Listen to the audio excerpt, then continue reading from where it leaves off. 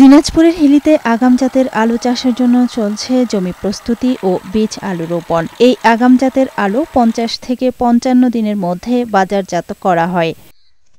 জমি প্রস্তুত থেকে আলু তোলা পর্যন্ত প্রতি বিঘায় খরচ হয় ৪০ থেকে ৪৫ হাজার টাকা। এবছর বীজ আলুর দাম কিছুটা কমলেও সার কীটনাশকের দাম বৃদ্ধির কারণে উৎপাদন খরচ বেড়েছে। বর্তমানে আলুর পরিস্থিতি খুবই খারাপ। বীজের দাম তো খুবই কম, কিন্তু সারের দামটা অতিরিক্ত বেশি। এবারও আশা করে লাগাচ্ছি যদি দামটা সে ওষুধ মূল্যটা পাই।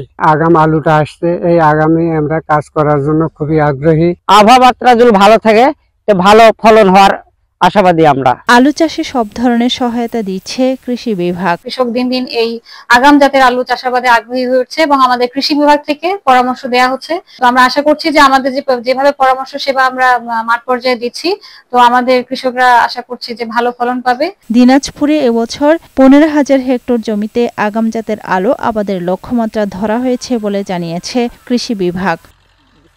আফরোজা সুলতানা, বৈশাখী সংবাদ।